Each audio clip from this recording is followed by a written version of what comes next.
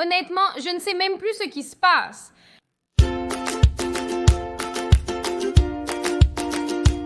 Salut, je m'appelle Sydney. Bienvenue sur ma chaîne. Vous savez ce que nous n'avons pas fait depuis un petit moment? Oui.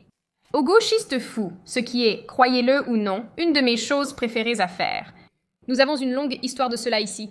Alors aujourd'hui, je pensais que nous pourrions faire une pause de toute la gravité dans le monde parce que c'est déprimant pour rire de certaines choses stupides que j'ai trouvées sur Internet récemment. Vous savez, comme comment nous devrions manger d'autres êtres humains morts pour lutter contre le changement climatique. Ce n'est pas une blague. Ou comment quelqu'un a créé une chaise pour les personnes bisexuelles parce qu'elles ne peuvent pas s'asseoir correctement. Ce n'est pas non plus une blague. Ou comment la ville de Perth en Australie a décidé de rendre Noël moins chrétien. Parce que cela a beaucoup de sens. Je plaisante, ça n'a aucun sens. Même Monopoly a créé une version du jeu conçue pour aider les femmes à progresser plus que les hommes en leur donnant plus d'argent. Dans le jeu, bien sûr. Ils n'essayent pas de faire ça dans la vraie vie. Mais rassurez-vous, rien de tout cela n'était aussi stupide qu'une vidéo que Now This News a récemment publiée. Dans cette vidéo, ils prétendent que le fait de désigner les femmes comme des gars, dans le sens d'utiliser le terme familier pour dire comme « Hey les gars » ou quoi que ce soit, est apparemment sexiste et, je suppose, offensant pour les femmes. Je veux dire, vraiment, qu'est-ce qui n'est pas offensant pour ces gens de nos jours? « Hey les gars » semble inoffensif, mais voici pourquoi vous pourriez vouloir essayer une salutation différente. Ça devrait être bien. Les gars est un terme simple. Cela pourrait signifier garçon ou dans un langage moderne, cela signifie personne. Au premier coup d'œil, les gars semblent accueillants, amicaux, peut-être chaleureux, voire comiques parfois. Mais ils ne devraient pas, comme beaucoup de termes par défaut masculins, être normalisés comme une phrase englobant tout. Aussi innocent que cela puisse paraître. Bien que nous puissions comprendre que le mot ne cause pas de véritables préjudices, en y regardant de plus près, vous comprendrez que nous avons ignoré l'impact cognitif sur les femmes ainsi que sur les personnes ne se conformant pas au genre en ne s'adressant explicitement qu'aux individus s'identifiant comme masculins. D'accord. Oui, donc si vous l'avez manqué, l'implication ici est que cela blesse les femmes lorsque vous les appelez les gars. Parce qu'apparemment, cela les exclut. Et vous l'avez deviné, cela n'inclut que les hommes.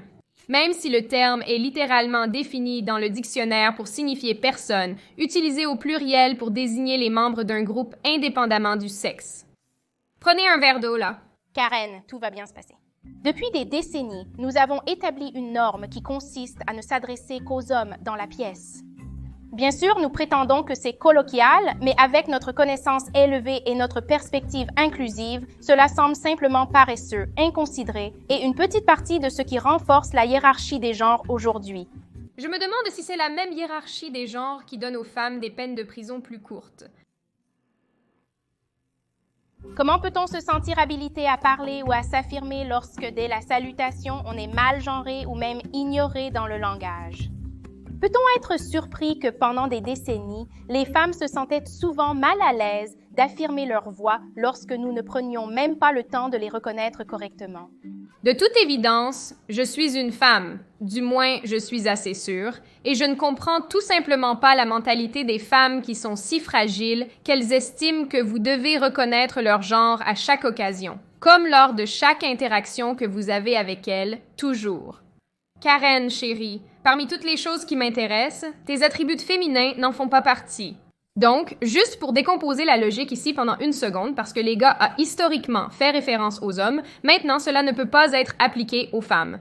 Mais de la même manière, selon cette même logique, chaque personne qui a déjà été désignée comme un gars pourrait être offensée car historiquement, le mot signifiait aussi quelqu'un d'apparence grotesque.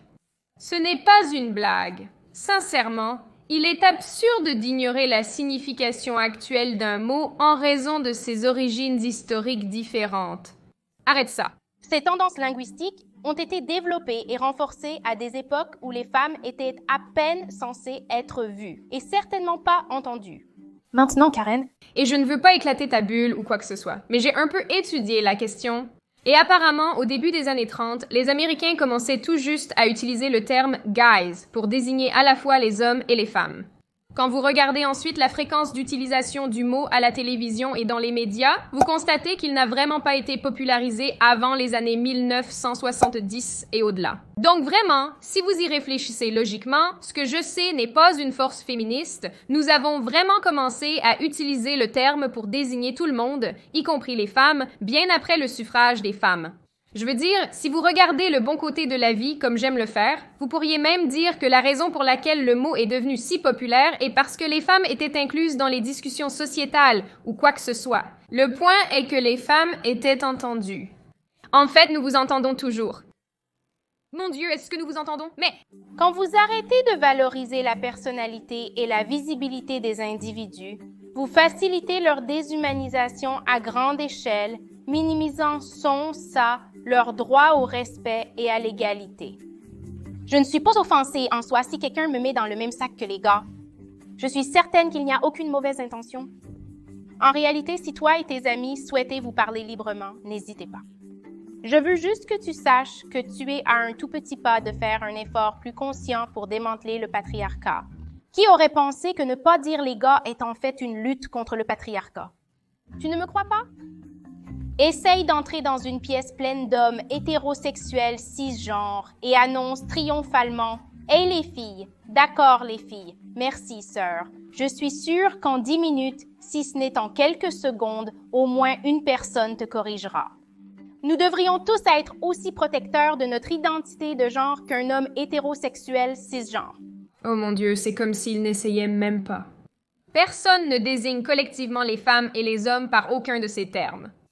Ces termes sont spécifiquement réservés aux femmes, ou selon les normes de 2019, aux humanoïdes avec des chromosomes Vinkar. Ce serait essentiellement la même chose que de désigner tout le monde comme des garçons ou des gars ou des mecs. En y réfléchissant, dudes devient assez neutre en termes de genre. En évitant ce mot, vous contribuerez aussi à combattre le patriarcat. Mais oui, cet argument n'a aucun sens. Juste une parenthèse pour une seconde, dans le monde des filles, lorsque vous vous référez à une autre femme comme cis ou chérie ou quoi que ce soit, c'est en fait généralement vous qui êtes passive-agressive et ce n'est pas très gentil. Alors que pouvez-vous faire? Remplacez un « Hey les gars » par un simple « Bonjour à tous ». Salut à tous les gens, tout le monde, les érudits. Non, équipe au travail, campeur dans la forêt. Celui-là, c'est aussi un nom. Ruche, parce que c'est toujours approprié. Oh mon Dieu, ces choses, elles ne cessent de s'aggraver.